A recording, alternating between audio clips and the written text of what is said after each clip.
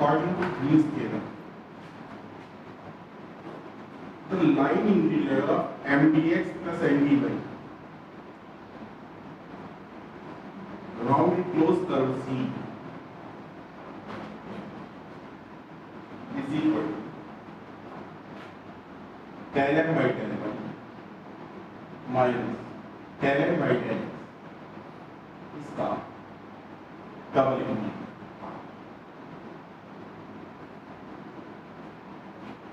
Round x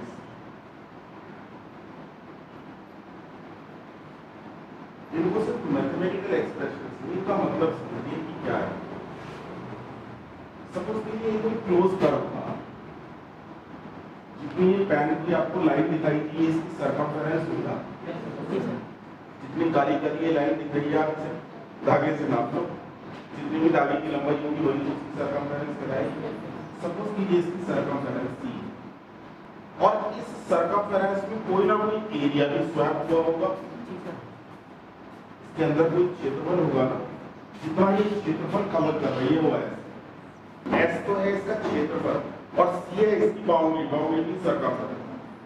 Green's theorem ये कहती है कि अगर सरकमफेरेंस के लिए हम mdx plus ndy find out करें, सिंगल इंटीग्रल है, तो वो इंटीग्रल एग्जैक्टली उतना आता है जितना del m by del y minus del n by del x का सरफेस इंटीग्रल। लाइन इंटीग्रल लंबाई को रिप्रेजेंट करता है, सरफेस इंटीग्रल क्षेत्रफल और ट्रिपल इंटीग्रल वॉल्यूम। तो ये ग्रीन्स थ्योरम हो या स्टोक्स थ्योरम हो या गॉस-डायरेक्ट थ्योरम हो, ये सारी की सारी थ्योरम सिंगल इंटीग्रल को डबल से, डबल को ट्रिपल से, सिंगल को ट्रिपल से, ये कहीं ना कहीं अलग-अलग ऑर्डर के इंटीग्रेशंस के बीच में रिलेशन डेवलप। ग्रीन्स थ्योरम ये कहती है कि mdx plus ndy का line integral del m by del y minus del n by del x के सरफेस इंटीग्रल के बराबर होगा, बशर्ते जो कर्व हो वो 2 डायमेंशन में। अगर यही 3 डायमेंशन में हो जाए तो ग्रीन्स थ्योरम एप्लीकेबल होगी। ग्रीन्स थ्योरम केवल तब एप्लीकेबल होगी जब कर्व 2 है। दूसरी Gauss's divergence theorem, according to this theorem the surface integral of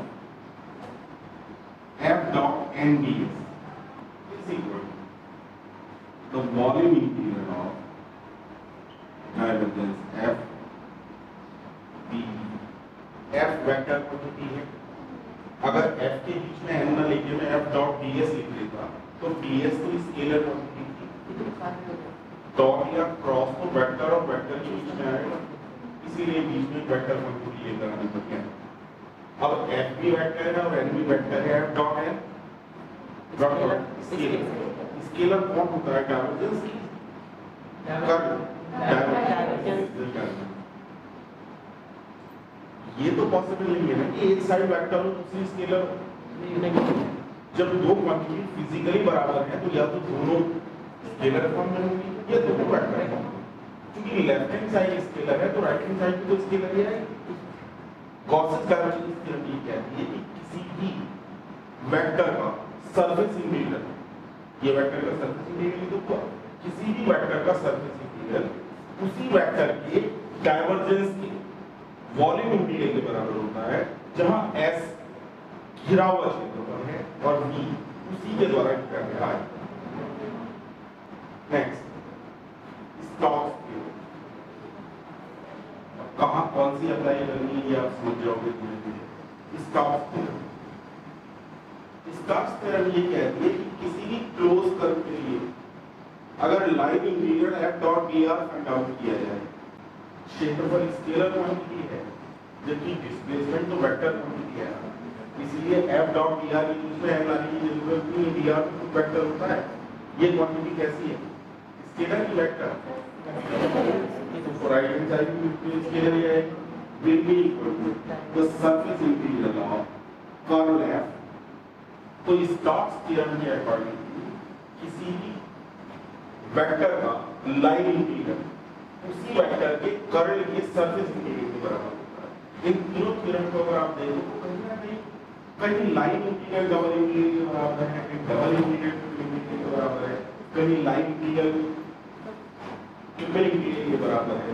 केवल अलग अलग इंटीग्रेशंस के बीच में रिलेशन तो है, और साथ ही साथ स्टोक्स थ्योरम भी और ग्रीन्स थ्योरम दोनों ही लाइन इंटीग्रल का सरफेस इंटीग्रल के साथ रिलेशन है, लेकिन दोनों में बेसिक अंतर है।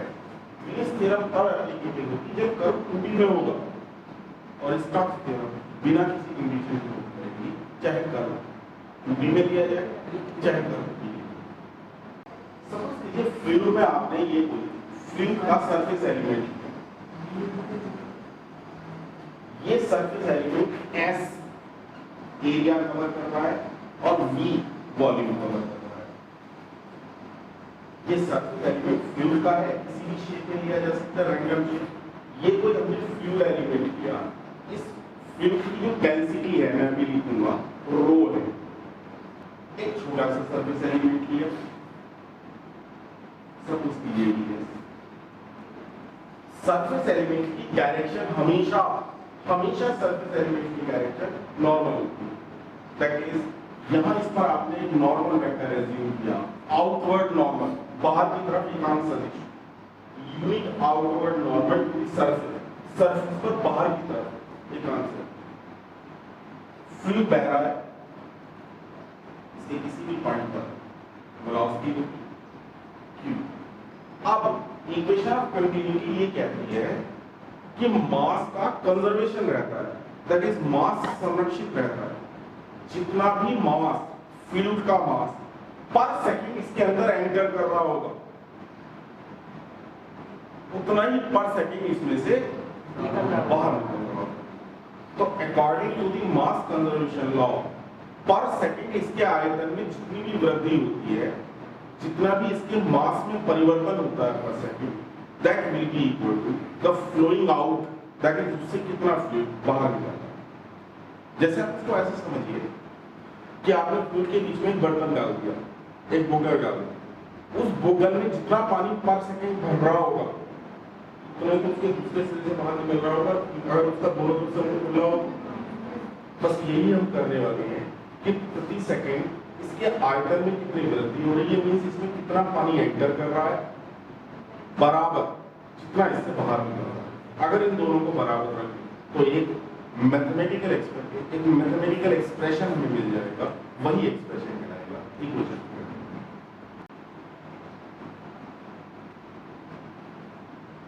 इस सरफेस में कितना मास एंटर कर रहा है, मैं ये कैलकुलेट करना चाह रहा हूं। मास बराबर वॉल्यूम डेंसिटी तो हमें पता है कि वो है वॉल्यूम, वॉल्यूम क्षेत्रफल को, क्षेत्रफल पता है ऐसे, अगर इस छोटे से में निकालना चाह रहे हो तो ये ऐसे, क्षेत्रफल को किससे मल्टीप्लाई करें कि वॉल्यूम आ जाए? सर लेंथ भी पर सेकंड लेंथ कितनी है आप जानते हो कि velocity is equal to distance upon time होती है। अगर मैं पर सेकंड की बात करूं तो क्या वेलोसिटी ही डिस्टेंस नहीं होगी? Velocity is equal to distance upon time, isn't it? अगर पर सेकंड की बात करी जाए मींस यहां मैं निकाल रहा हूं rate of mass angles to surface is given by rate, find out करना चाह रहा हूं। रेट से मतलब पर यूनिट टाइम। अगर पर यूनिट टाइम लिया जाए तो क्या वेलोसिटी की डिस्टेंस नहीं होगी? एक मिनट पहले समझिएगा, वेलोसिटी ही चूंकि डिस्टेंस होगी q, इसको किसके साथ मल्टीप्लाई किया जाए कि वॉल्यूम आ जाए? एरिया से। देखिए ये वेक्टर क्वांटिटी हो गई q डॉट n ds, ये क्या हो गया? वॉल्यूम, और वॉल्यूम को अगर डेंसिटी से मल्टीप्लाई कर देंगे मास, ये मास आया इस छोटे से एरिया के अंदर, इस छोटे से एरिया के अंदर कितना मास, कितना रेट ऑफ मास, कितनी मास में वृद्धि हो रही है। अगर टोटल सरफेस के थ्रू फाइंड आउट करना चाहते हैं, दोबारा सुनिए, मैं कर क्या रहा हूं कि इस सरफेस के अंदर कितना फ्लूइड पर सेकंड एंटर कर रहा है ये निकाल रहा हूं, और कितना बाहर निकल रहा है ये निकाल रहा हूं। कितना एंटर कर रहा है इस छोटे से में से कितना बाहर निकल रहा है कल ये निकाल रहा हूं। ये छोटे से कितना बाहर निकल रहा है, ये मास निकालने के लिए मास बराबर volume into density. Volume means area को लेंथ से मल्टीप्लाई करते हैं। अगर पर यूनिट टाइम की बात करी जाए तो velocity is equal to distance upon time होता है। पर यूनिट टाइम में वेलोसिटी को डिस्टेंस हो गई, अगर वेलोसिटी को एरिया से मल्टीप्लाई किया वॉल्यूम, वॉल्यूम को डेंसिटी से मल्टीप्लाई किया मास, ये वो है जो पर सेकंड इसमें से बाहर निकल रहा है और कितना एंटर कर रहा है। Equation number 1 and amount of fluid flowing inside, कितना एंटर कर रहा है ये निकालिएगा। वॉल्यूम टू डेंसिटी, कितना वॉल्यूम है इसका dv, मास रो, इसका कितना यूनिट करते हैं। छोटे से का वॉल्यूम अगर dv हुआ तो रो dv हो गया मास, अगर उसको ट्रिपल इंटीग्रेट कर दोगे तो टोटल मास आ गया। लेकिन ये मास है और ये रेट ऑफ मास है, अभी तो दोनों बराबर नहीं आ सकते। इस मास को रेट ऑफ मास बनाए ना पहले, रेट ऑफ मास बनाने के लिए आप टाइम करेंगे, आप टाइम के रेस्पेक्ट में किया is the rate of amount. Question number 2, जितना आयतन या जितना अमाउंट पर सेकंड एंटर कर रहा है that should be equal to flowing out. लेकिन ये एंटर कर रहा है या आउट जा रहा है, दोनों कहीं ना कहीं अपोजिट डायरेक्शन दे रही है। इसका मतलब किसी एक को नेगेटिव साइड ले जाना चाहिए। Care by directly of triple integral rho B बराबर माइनस के surface integral Q dot rho Q dot N B. कितना एंटर कर रहा है कितना बाहर जा रहा है, दोनों को न्यूमेरिकली बराबर रख दिया। क्योंकि रखना तो न्यूमेरिकली बराबर है, इसलिए किसी एक को अगर पॉजिटिव लोगे किसी भी एक को तो दूसरा नहीं। अब ये दोनों रेट इसके बराबर होगा। लेकिन ये और एक बात, इधर तो है ट्रिपल इंटीग्रल और इधर है डबल, अभी कंपेयर नहीं हो सकते। तो या तो डबल को ट्रिपल बनाना है, ट्रिपल को डबल बनाना है। डबल को ट्रिपल बनाना हमारे हाथ में है, Gauss's divergence using Gauss's divergence theorem. Right hand side में जाएगा, क्या था याद रिकॉल करिए, f dot nds is equal to divergence f dt। देखिए f डॉट nds की f रखा है ना, हां, divergence of rho q d, f बराबर रो q हो गया। एक तरफ लेकर जाओ सारे टर्म्स को, triple integral del by directly को अंदर लिखिएगा, del rho by directly plus divergence of rho q d is equal to 0। सबको लेफ्ट हैंड साइड में लिखा है, डेल बाय डायरेक्टली को अंदर लिखा है। तो वॉल्यूम भी डिपेंड करेगा रो पर, टाइम पर तो डेंसिटी डिपेंड करेगी। ये टर्म 0 तब होगा जब अंदर वाला पूरा का पूरा टर्म 0 हो, that is del rho by directly of divergence of rho q is equal to 0। यही है इक्वेशन ऑफ रो क्या था, density of the fluid. Density is the function of time as well as position.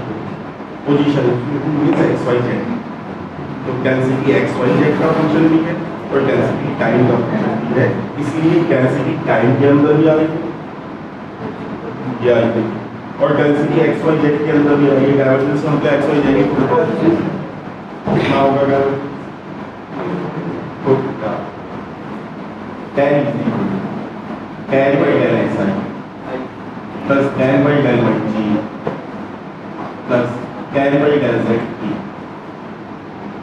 q means velocity component, ui plus vj plus w, tan rho by del plus delta dot rho q, q means ui plus vj plus w। मैं इसको scalar protein formula लिख रहा हूं, w relation to vector में है ना, that is tan rho by del plus dot product करना है, तो जब tan की वैल्यू रखोगे तो tan by del x तो i वाले टर्म का आ जाएगा, है ना। tan by del y y j वाली टर्म कहाँ आ जाएगा और tan by del z का रो इज इक्वल अब तक बेटर किया। आपने जैसी tan का मान रखा और q का मान रखा तो एक इसकी जरूरत है। और एक बात हमेशा ध्यान रखिए मैथमेटिक्स में जब भी कोई रिलेशन लिखा जाता है तो या तो दोनों साइड वेक्टर होंगे या दोनों साइड स्केलर होंगे। आप देख पा रहे हैं पूरा रिजल्ट स्केलर आ रहा है। जब ये स्केलर है तो स्केलर में जुड़ेगा ना, इसीलिए यहाँ का अपने आप ही डाइवर्जेंस है क्योंकि डाइवर्जेंस स्केलर होता है। वेक्टर में स्केलर जुड़ ही नहीं सकता। तो जो भी इक्वेशंस लिखी जाती हैं उनकी डायमेंशंस एक जैसी होती हैं।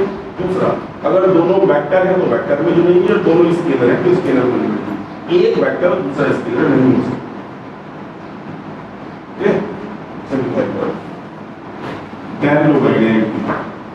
प्लस बाई पार्ट्स होगा डिफरेंशियल जो भी आपने कहा है कि डेंसिटी x y z पे डिपेंड कर रही है।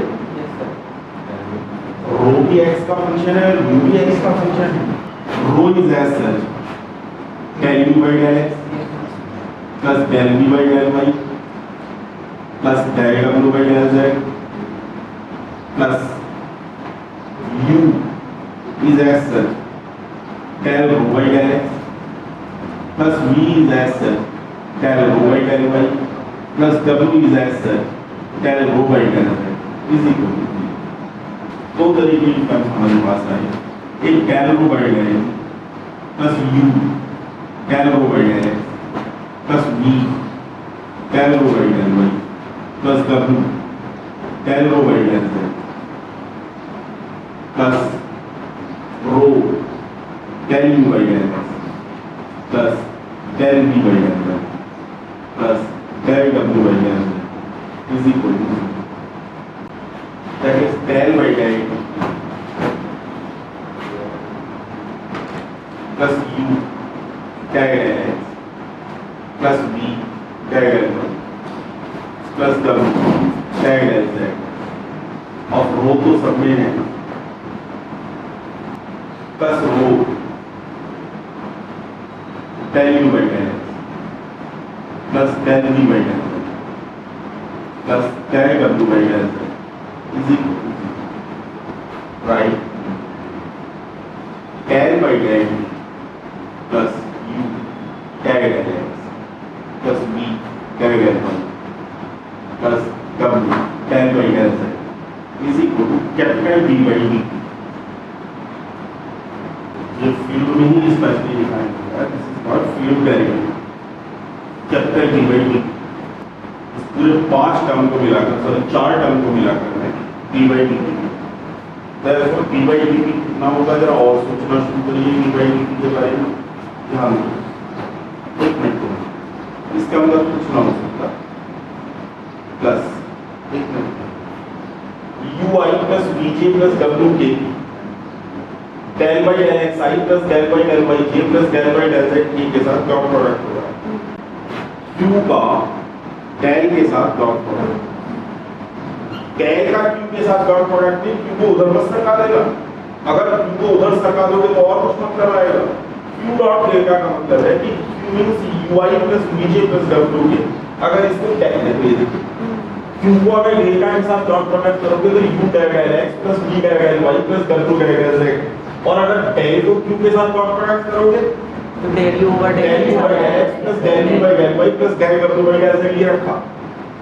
लेकिन पहला वाला टर्म तो रिप्रेजेंट कर रहा है q डॉट डेल्टा और दूसरा वाला टर्म रिप्रेजेंट कर रहा है delta dot 0 upon v plus rho del dot q is equal to 0। देखो दोनों में अंतर है ना। अगर डेल्टा डॉट q लोगे तो ये टर्म आएगा और q डॉट डेल्टा लेंगे तो ये वाला टर्म आएगा। ये वैल्यू डेल्टा डॉट q की है, यही है इक्वेशन ऑफ q की। ये सब कहानी तो तब है जब रो वेरिएबल है। रो x पे भी डिपेंड कर रहा है, y पे भी, z पे भी और टाइम पर।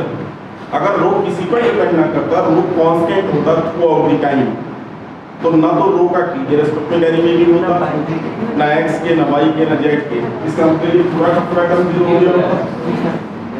अगर ये 0 है तो रो 0 हो नहीं सकता, राइट हैंड साइड में पहुंच गया, तब इक्वेशन ऑफ कंटिन्यूटी क्या आती है? In general equation of continuity है d rho upon dt plus rho delta dot q is equal to 0। लेकिन अगर rho constant to the kind, then equation of continuity becomes delta dot q is equal to 0।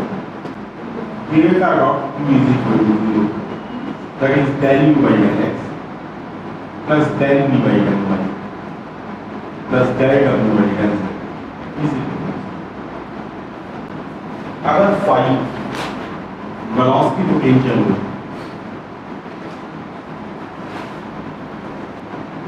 तो Q बराबर minus के gradient phi होता है, तो U का मान माइनस के del phi by del x आ जाएगा, V का मान माइनस के del phi by del y आ जाएगा, W का मान माइनस के del phi by del z, U का मान रखना माइनस के डेल बाई डेल एक्स, तो ये आ गया del two phi by del X square plus del two phi by del Y square plus del two phi by del Z square बराबर 0। Del two phi by del X square plus del two phi by del Y square plus del two phi by del Z square is equal to 0। Del square phi is equal to 0। Velocity potential phi satisfied Laplace means जब कभी भी field में हम velocity potential निकालने की बात करते हैं, वो वेलोसिटी पोटेंशियल हमेशा लाप्लास इक्वेशन से एक्सप्रेस करता है। और कोई भी फंक्शन अगर लाप्लास इक्वेशन से एक्सप्रेस करता है तो उसके लिए एक नाम था हार्मोनिक फंक्शन। इसका मतलब वेलोसिटी पोटेंशियल हमेशा एक हार्मोनिक फंक्शन होता है जो लाप्लास इक्वेशन से एक्सप्रेस करता है। इसका एप्लीकेशन क्या है? सपोज कीजिए आपसे ये कहा जाए, ध्यान दो कि u का मान xy upon X square plus Y square है, v का मान माइनस के x tan x है। क्या ये फ्लूइड के किसी पॉइंट पर वेलोसिटी कंपोनेंट हो सकते हैं? प्रश्न ये है कि u v के कोई भी मान आपके सामने रख दो और पूछा ये जा रहा है कि क्या ये फ्लूइड के किसी पॉइंट पर वेलोसिटी कंपोनेंट हो सकते हैं? यदि वो इस इक्वेशन को सैटिस्फाई कर रहे हैं, इक्वेशन ऑफ कंटिन्यूटी, तब तो u और v के ये मान पॉसिबल है। या दूसरी बात को आपसे कहते हैं कि क्या ये पॉसिबल है कि फाई का मान tan inverse x plus y plus z हो जाए? फिर दोबारा यही बात, फाई का मान tan inverse x plus y plus z fluid dynamics में तो तभी पॉसिबल है जब फाई लाप्लास इक्वेशन से सैटिस्फाई करे। तो जो फंक्शंस हम एज्यूम करना चाह रहे हैं फ्लूइड के किसी भी पॉइंट पर, चाहे वो वेलोसिटी कंपोनेंट हो चाहे वो वेलोसिटी पोटेंशियल हो, वो पॉसिबल भी है कि नहीं, ये कंफर्म करने के लिए हम इक्वेशन ऑफ कंटिन्यूटी में सब्स्टिट्यूट करते हैं। अगर इक्वेशन ऑफ कंटिन्यूटी फुलफिल कर रही है तो वो u और v के मान पॉसिबल है, अदरवाइज